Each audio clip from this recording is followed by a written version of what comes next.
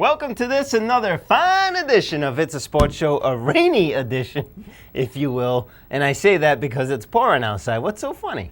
I'm Scott Cray. Alongside me, as always, the inevitable, at this point, Dolphin Paul. Welcome to I guess you're a regular staple on this program. Well, thanks a lot. I've been here for about 3.5 years. Welcome to this another fine edition. What is going on with you? Is that new hairstyle impeding your brain cells? So my hair. By the way, this is not a hairstyling show. This isn't like Blowout with Jonathan, whatever his name is. Blowout? Jonathan Anton. Jonathan Anton. She knows what I'm talking about. Well, that's good that the female knows exactly what you're talking about. I watch everything. I'm hip to that, and you know. Yeah, you watch. Do you watch the what was that peg-legged girl there on the dancing show? Paul McCartney's wife. Heather Mills. Yeah, what's the name of My that wife loves show? Dancing with the Stars. Oh, that's what it is. So you watch watch that too? Well, I glance at it. I'm not a big fan of it, but I'll tell you what, Heather Mills, it always intrigues me because she's dancing on that floor and she's spinning. I tell my wife, I wonder if she's going to start a fire. She's got a wooden leg. Man, you're just out to offend the world the last couple of weeks. I told my wife, how great would it be if she was on Survivor? I mean, she could unscrew that thing and they could rub it and do all kinds of stuff with it. Light it on fire, use it as a torch. Well, you know, she's on the wrong show. There's a new movie out. That's terrible, isn't it? Here I am walking healthy. Grind. You see the preview for the movie, The Grind? The girl's got a peg leg, but she takes it out and puts like a machine gun in there. Really? So maybe Heather Mills could do that. That's terrible. Here we are, healthy with all our body parts. Yeah, you're the one. The last couple of weeks, man, you've been on a roll. That's usually my, what is it, baseball season? So you got nothing to talk about now? Well, so I revert to my comedy routine when baseball starts. Because I'm glad you think it's a very long season. That was like a triple. That's a double, triple. So with all this reality TV you watch, it's amazing you have time to watch sports at all. Have you caught any baseball games by chance? I've caught some baseball. Hey, listen, I got my own. I'm a well-rounded individual in more ways than one. There's no doubt about it. But you know, I just have a question because I'm not born and bred, but I'm just adopted Florida as my second state. You did it all on your own. Yeah, I mean, Florida, the Dolphins, everybody knows all of palm trees and oranges and warm beach. What is up with this weather? Yeah, this is not good. Well, as we're shooting right now, we can hear the rain. Our audience can't, but we can hear the rain pounding on the roof. It was supposed to be another snowy day, actually, and there was hail this morning.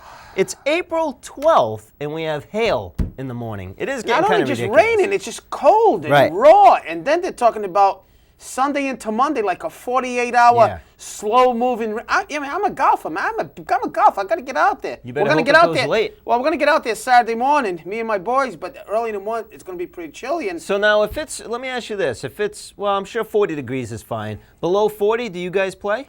Well, I mean, if we make a tee time, we usually will show up, barring snow or a downpour. I've played in some rain. So regular rain, you're still playing? Well, I mean, if it's like it today, no way. This is especially crazy. This time of year. But if you get out there and it's sprinkling, you kind of fight through it unless it gets real bad. But this time of year, it's going to be a little chilly. Yeah. I think 40 degrees isn't bad. Right. That's kind of a sad commentary because we're so used to this biting cold that if there's not a lot of wind. Yep. It's fine. You're going to work up a little bit of sweat. I put my Cable 9 Seekonk hat on, cover my ears, and bam. Plus, you work up a big sweat playing golf, don't you? Absolutely. Golf is good. Golf is good. But you know what? The weather is having an effect on all these baseball games. Let's start talking about sports for a change. Let's do sports. We're going to start with baseball. Well, starting even in the minor leagues, the AA affiliate, the guys up in Maine there for the Red Sox, they delayed their home opener for 4 straight games. They hadn't been able to do it. They finally pulled that off. But across the league, you have teams like Chicago, Cleveland, Detroit, Seattle. The team the Red Sox are playing right now are having trouble. And as we speak, like we mentioned, it's pouring out. The Red Sox have a game. Well, Boston and New York, for that matter. Larry Lucchino was quoted as saying, "We have got to get this game in." Right. I don't see how they're going to do it. I mean, this isn't a light rain. You know what's tough is it's a Seattle team, so you're talking way West Coast, and better yet, it's the last game in the series, so you can't do a doubleheader at this point for tomorrow. I mean, doubleheaders were being postponed for doubleheaders the next day. I know I joke around with it being a long season, but I mean, they start early April. Right. And like we've mentioned before, it seems like our summers are going more into fall and our winters are going more into spring. It seems like it's getting warmer later and colder later. I mean, we had a pretty warm winter, up through the middle of January. We did, but it was October warmer at baseball, Christmas than it was in Easter. Right, but October baseball this year was pretty chilly, actually. Well, now, chilly, 50-degree chilly. Yeah. Of course, 50 degrees in October feels a lot colder than 40 degrees in April because we're coming from the summer at that point. But we've had some nice days, so the problem is, I think, So what are you saying? Shift everything 2 weeks later? Would that help? Because this has been an issue now for a couple of years straight, at least. You really want my opinion? Oh, yeah, let's hear it. Let's just hear it, because you're going to give it anyway, so cut the season. Knock 20 games off the schedule. Yeah, It's 162 I knew you were games. going to say that. Knock it down. Start at the end of April. Can't do that. Why not? Because that would change statistics throughout baseball permanently. Oh, I know. How can you have a 40 home run season when you're only playing 20 less games at that point? But, nice try, though. But even if you shift it, I mean, now you're talking games in late October, possibly leaking into November. You're going to have a World Series in November in Detroit or whatever. Well, how about this? And how do you feel about this? Because this is what I've thought, and if I could see Bud Selig face-to-face, this is what I would propose. Why don't they avoid, just like they do in spring training, why don't they avoid Chicago, avoid Seattle, avoid Detroit? Now, I know no team wants to start the season off on a 12-game road trip, but it'll all come back to you because you're going to play at some point. You're going to have an equal number of home games at that point. And I don't know. You're into the sports radio. I don't know if you've heard this proposal yet. That's a good point because they probably should. I don't have the exact scenarios off the top of my head, but with the Seattle and California, if they're playing similar teams, maybe go out to those areas. Right. I think at least avoid. I think the way this April is, I'm curious to see next year's schedule. Because last year we had the same problem. I mean, the teams on the Great Lakes, Cleveland and Cleveland not technically, but Cleveland has their issues with snow and Cleveland and places like that still can get these late snows and squalls and then very cold. I mean, there's a reason why there's a grapefruit league in what's the West Coast League called in the desert there? No. There's a reason why spring training is done in Florida and Arizona. You know what I mean? So why not start your season off that way too? Yeah, like a lot of these seasons. We talked about the Red Sox a couple weeks ago. Yep. We're like, wow, they're down in their Florida complex. And then they had to go play the Phillies in an exhibition game. They went from like 75 to 40. So yeah. So it's a little bit of shock at the beginning of the year. A lot of games are getting canceled, but. We should probably get to the games themselves. I mean, how about them Red Sox? What are your first impressions of the Boston Red Sox? Well, we are shooting right now the day after Matsusaka's second start, his home debut. The Red Sox are at 4-4, as are the Yankees. Toronto at 5-3 in the division. I think so far so good. I mean, a lot was expected of Schilling, especially after the Red Sox had decided not to give... So far, so good? You really think that? As far as the Red Sox are concerned? Well, maybe because I feel better about the last couple of games than I did about the first handful of games. Okay. Because to start the season off, Schilling did not pitch well. The first go-around altogether was kind of iffy, except for Matsusaka was absolutely stunning the first time. The bats were a bit slow to come around. But now in the last couple of games... the day before yesterday against Seattle was a 17 or a 19-run game. So they put up some... Can I ask you a question? Yes. And I'm not being facetious. I'm sure you're not. Actually, no, I'm really facetious. How many hits the Red Sox have last night? Well, right, but keep in mind...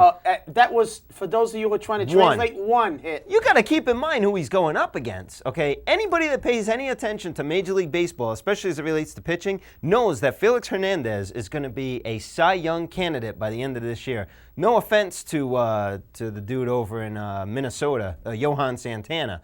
This dude is 21 years old and has shown talent he was signed by Seattle at 16 years old. A lot of people don't realize that, okay? He got into the big leagues through the minor leagues as soon as he turned, I believe, 18, and was starting for Seattle at 19 at that point. What's he, your cousin? Well, got a lot of information on him. This dude is you're gonna hear, we're talking Roger Clemens here, okay? This guy is not gonna mess around. Now, with that said, look at the Red Sox lineup. This is a good lineup, and they've put up some decent offensive numbers a couple of times already this year. So that's credit to Felix Hernandez for what he did. The the guy was just on fire. I mean, you can't judge yesterday's game. You got to give the credit where credit is due. Well, I mean, I just so happen to have the Yankees could have been one hit against listen, him. I just so happen to have some averages here. I know you're saying it's a good Red Sox lineup, but you got Euclid bat, and again, this is very early. You know, it's cold. Absolutely. Let's keep that in mind. I mean, and the cold affects a lot of things with this batting lineup because I'm just saying, the power numbers have not been there. I'm just saying. I think through the first 4 games, Big Papi finally hit his first home run. I think that left 2 for the whole team. I mean, that has a lot to do with the cold. We got Euclid at 258. Yep. Lowell at 233. Lugo 276, which is pretty good. Ortiz is only 207, but right. I think Ortiz and Manny were going to pass for now because they're going to come around. We know they're going to. JD Drew last night, the one hitter you're talking about, JD Drew had the only hit, and he has now hit safely in every game so far this year. So certainly Drew's getting a round of applause. JD Drew is getting a round of applause. He's been healthy. A couple of big worries. Yes. One is Coco Crisp. Absolutely. You probably have Number one. He's batting 143. Number one worry right there. I mean, this guy is really got to step it up, but they're going to have to look for something. Yes. Either with Willie Moe, do something in the outfield, or this could be something potentially they'd have to acquire down the road. Well, the problem with Crisp is that we talked about this on our sports show leading up to the season. A lot was blamed on his injured finger last year. So this year, supposedly that finger is much better, although still lingering. This 143 start is just awful. Let me tell you something. If this averager doesn't improve, I got a finger for him. Let me tell you. It's not the same one that he heard, is it? That was good. I just saw that coming. Thanks for throwing me that softball. Very good. Okay, JD Drew, 393. Yes. Okay, another guy we're worried about, and I had worries coming in. Yep. But nothing's going to happen to him. It's Jason Varitek. Yes. His bat was quiet last couple of years. I think he gets $10 million a year. I know he does a great job with the pitching staff, but which is why he's still on this team, by the way. That's it's not true, for his bat. But $10 million a year, boy, he's getting paid an awful lot of money. Dustin Pedroia is still kind of a work in progress. So, yeah, I give Pedroia a little bit of a. So I think a general overview after the first couple of weeks, because we didn't do our show last week. Yep. The solid pitching, that's solid. The starting pitching has been solid. I think we'd have to agree with that. Yes. I mean, Matsusaka's done pretty good last night. He didn't pitch great, but he pitched pretty darn good. He only gave up 3 runs. Right. Red Sox had 1 hit. It didn't matter if he gave up a 1-hit home run. Right. They would have still lost. And when you're trying to come back from when you faces somebody that good, it puts a little more pressure on you. It might have been over trying. He left some serious hanging balls there. I don't have a problem with that. Schilling bounced back nicely after the first start, so it remains He sure did. To be seen if he's going to be a yo-yo, if he's going to settle down and be solid. Josh Beckett so far. Outstanding. Pretty good. 12 innings, only 2 earned runs. No blister issues. Exactly. But again, in fairness to Matsusaka, he got a ton of run support, which is a lot easier to pitch. Julian Tavares, man, 9.00 ERA. Man, we talked about that. I want him to do well because I enjoy watching him. Wakefield, 1.5. They wasted his great effort. So yeah. My worry is that they've had a couple lackluster offensive efforts, and I know who they faced. Seattle? Yeah, the pitcher. Oh, Hernandez. I was going to say Sanchez, but I knew that wasn't it. I mean, I know they faced Hernandez, but when Wakefield threw up a 3-hitter, which is, for a knuckleballer, is pretty good. Usually you're going to see 7, 8, 9 hits and try to keep. Well, he's back and forth. And try to keep the run to total down. But they've had a couple stinkers on offense, and I think that's the worry. Now, would I always rather have pitching? Sure, I would. I mean, obviously this is. Everybody says they're built for the playoffs. This is why, because their pitching staff can go. Right. I mean, you knock Tavares out of the lineup, but you got 4 very solid pitchers. So I'm happy about that. They're just going to have to get these bats going.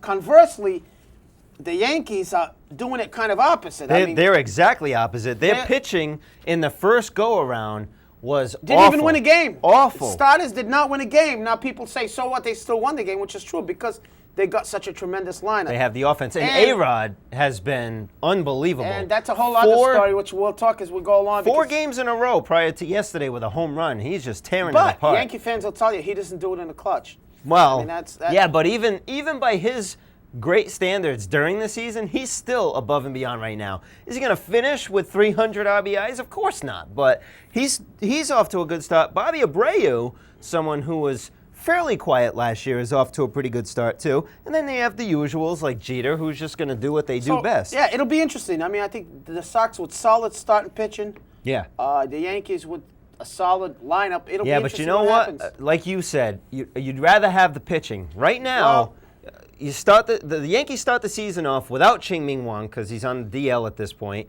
Mussina came up lame yesterday after 4 innings, so who knows if he's going to miss the next start or two. They've got 2 guys on their starting staff that they were hoping would be decent rookies, and they've started the season off on the DL. So, you know, they're hurting as it relates to pitching. So it remains to be seen if A-Rod could opt out of his contract next year and play in Boston because they boo him in New York. Wait a minute. Who says that Boston wants him, first off? What, you wouldn't want A-Rod? You know, I'm not one to say just because he's a Yankee, I don't want him on Boston. Lugo, A-Rod. I see what you're saying, and I'm not saying because he's a Yankee, I don't want him. Because of his problems in New York in relation to fans and media and pressure, it doesn't make him any better in Boston. Yeah, but still doesn't make. Now, there's been a lot of controversy about the fans, Jeter, A-Rod, and so forth. Yes.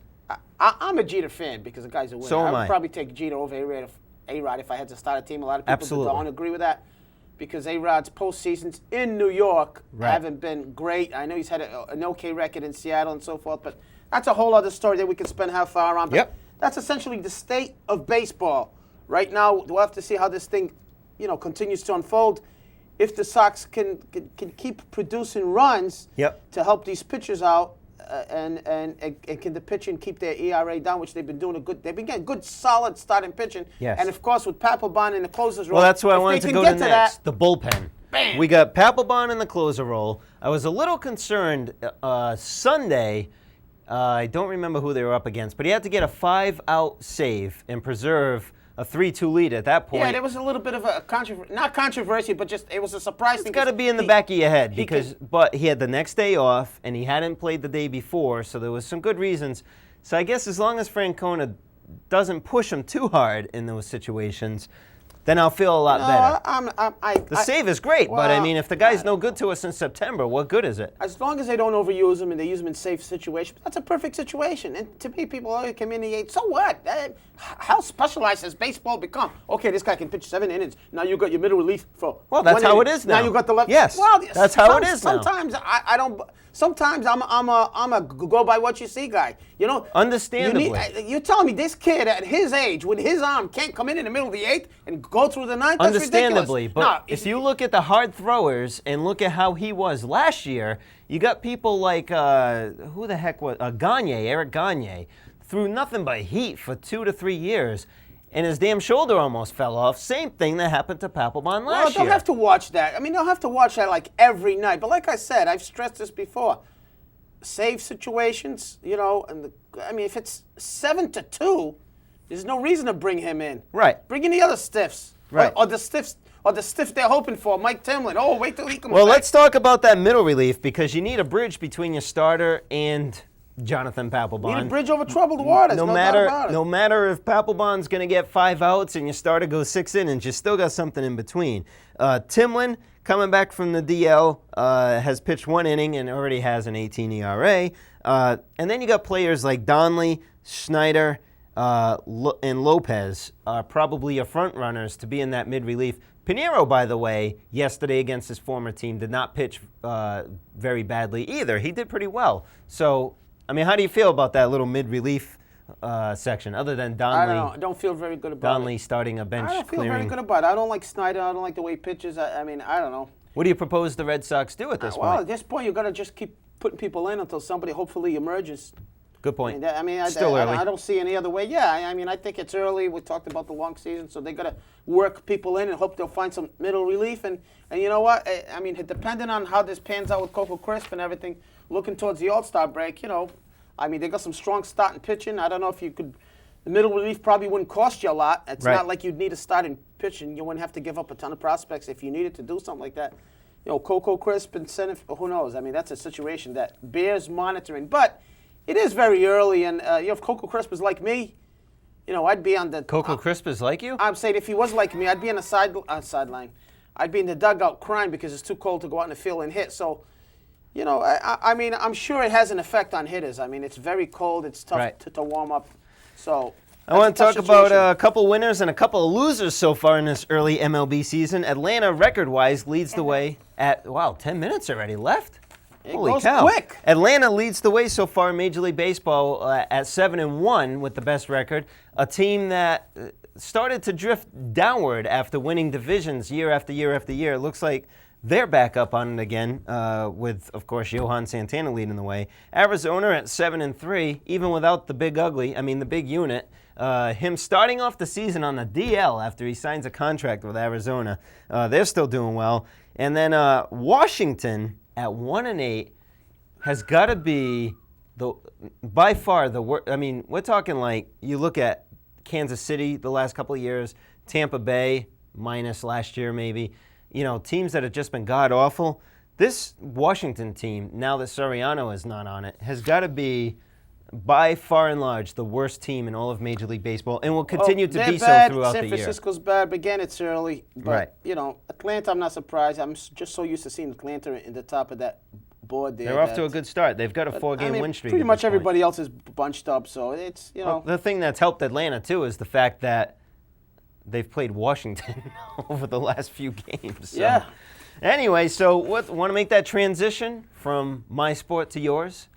Because there's actually some football to talk about 3 weeks prior to the draft. We got a few things to talk about real quick. Roger Goodell, as you know, you mentioned it earlier, has suspended Pac-Man Jones for a whole year, which some people think is a little severe. It's a statement by Goodell, that's for sure. Chris Henry, 8 games. A whole year for Pac-Man Jones, I don't think there's any other way to appeal it because it's in a collective bargaining agreement that the appeal process goes through the commissioner. Right. So if the commissioner says you're out for a year and they go back and say we appeal it, he's not going to say, okay, 9 games. Well, it used to be that they would account for the appeal and go a little extra, and then when the appeal happened, it came back a little. Like you said, now with the new bargaining agreement, that's not the case. Whatever this guy dishes out is what he means, and that's what it's going to stick by. It's very hard to change that. They could go to court or whatever, but, I'd like to see a judge overturn that. I don't know if you saw the USA Today a couple days ago. No. They had a picture of like 30-something players with, law troubles issues in the NFL. So that's an interesting situation. But I'll tell you what, I didn't think it was going to be that severe. I thought we'd be talking, maybe 8 games, or, 9, 10, and, maybe half to 3/4 of the season. Bam, Roger Goodell is putting the thing down, and now they're going to have a police training every year, which some people say, don't they know the law? But one thing we got to remember, a lot of these guys are very young, and I'm not making excuses for them, but a lot of these guys are 21, 22. And they've been spoiled for they've been spoiled. They've got everything they wanted, and they changed states. In the case of Tank Johnson, he didn't know again, it's not making an excuse for a guy who has a whole bunch of guns at his house. He didn't know his registered guns had to be transferred over, and you have to apply for new licenses, stuff like that. Right. Just general police blotter issues that the NFL is going to have some training on, which I guess is good, but if people see that, he's losing almost $2 million. Yeah, that's a big thing. This is not a suspension with pay. Yeah, that's what people have to understand. This dude is losing a ton of money. Now, I have two points to make. One, what I didn't realize was that the players, I guess you could call it the players' union, actually seemed to be supporting this suspension because they were kind of pointing fingers at him saying, he's not a good representation of the NFL and something needs to be done here. And there was a good example made of him with the new commissioner because Tagliabue would not have done this, correct? Well, the thing a lot of people are saying, which is probably true, is Tagliabue would have not have done this, especially at the end of his tenure. Right. Because, it would have created a lot of waves, and now people are questioning whether or not he's going to be a Hall of Fame commissioner. I think he should. I think he did, as far as the TV and stuff like that, he did an unbelievable job. But they're saying, especially if this was at the end of his tenure, he didn't want that kind of leave with around. a black mark, and it wouldn't be a year suspension. It'd be a little bit reduced. But hey, listen, good for them. There's a lot of this stuff going on. I'm sure every Cincinnati Bengal player, your team, is probably getting out law books right now and studying those bad guys. They have to. Well, my other question is, though, suspending him for a year, and this is where the controversy starts, you're telling the guy he can't play football. He can't attend practice. He can't attend meetings. He can't play in games. aren't you kind of just throwing him out there to get into trouble at this point? You know what I mean? Where the possibility lies in that he could never end up coming back to the NFL? Can't something be done to allow this guy to somehow stay in the game without performing on the field? Yeah, no, that's actually probably a good point. I don't know what the stipulations are. I don't know if he has to completely stay away from. I guess he can't show up. You're right. That's what I'm assuming. Yeah, anyway, at this point. and you know what? I should probably know that, but I think he can't participate in anything, which is. I mean, it's not like if you and I got suspended from our jobs for a year, right? That we could go work somewhere else for that year. This guy, even with his salary being thrown out, is made enough money that he's just gonna, I assume, be at home chilling. What other job is he gonna get at this point? So now, what has he got to do for an entire year? He's got nothing to do but get in trouble. In defense of the NFL, hey, they're not a babysitting service or rehab service, so. Good point. You do the crime, you do the time. Let's talk about the NFL schedule, baby. Yeah, it's finally out. Does anyone know what Miami's doing? Because we know what the Patriots are doing. I actually don't have Miami's schedule, but I'll say this. No one cares Miami anyway. and New England has a pretty tough schedule because they play the NFC East. Right. So that's a pretty tough schedule. The Patriots, they get handed, the schedule is the schedule. It's almost the same as every other division team, but, the Patriots get kind of coddled, And, oh, come and, on. what I mean by that is they got to buy. Start the season off against almost the Jets. right in the middle of the season. They end up playing the Jets and come Dolphins on. at home late in the year. Of course, Miami has to go to So what are you saying? This is a conspiracy? The 5 primetime games. Conspiracy? Do we really want to see the Patriots 5 times? Yes. Come Across on. the country, people want to see the Patriots 5 times. They either want to see the Patriots win or they want to see the Patriots lose, like what happened against Indianapolis. But I'll tell you what, interesting matchups for the Pats right off the bat at the Jets. Yep. Not a bad way to start off the season. Belichick, what does that tell you that they chose Pats-Jets over Pats-Miami to start off the season? It's great because I don't have to go down to Miami to September 9th. I love it. I called them. I said, don't do it. And then the Chargers come to New England, which is interesting after all that controversy. Buffalo at home, which is the first 3 games is intrigue already. Right. At Cincinnati. So the 4 games is a little bit of, at your Bengals. You should try to hang out and get out to Cincinnati. If Cincinnati has any players left, you might be able to suit up. and then they have Cleveland, which is, although Cleveland at home, Romeo Crennel coming back in. I don't know if he's That's in Cleveland. No, that's at New England. At New England, okay. And then they go at Cowboys, at Miami, which at that time of year, Miami's like 7-2 against them last night. So wherein lies the conspiracy then? And that's October 21st, which is a that. perfect time of year to go to Miami. Warm, hot, hazy, humid, beautiful. I won't be there. Washington Redskins at home, which will be interesting. Yep. At Indianapolis. So, there's a lot of good games. There's no real big pushovers because you think it's I a could tough get schedule. tickets to a Cincinnati game in Cincinnati? I'm sure you could. It's still. Oh, that's an 8:30 game, so ESPN. So that's a Monday night game. Yeah. Oh, I'm going to try to get tickets to that game.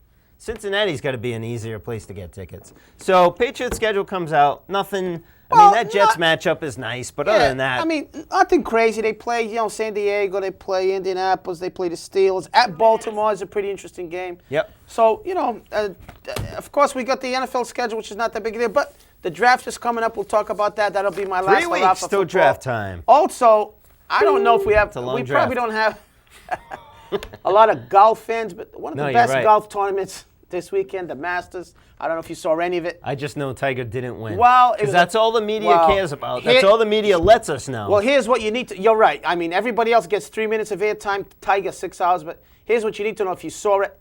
If the tournament was won at a plus instead of a minus. Most tournaments are minus 15, 12. The course was playing so tough. It was nice to see the pros struggle. So that was just a great tournament. The Masters, I think, is the best. What does a pro look like when they're struggling?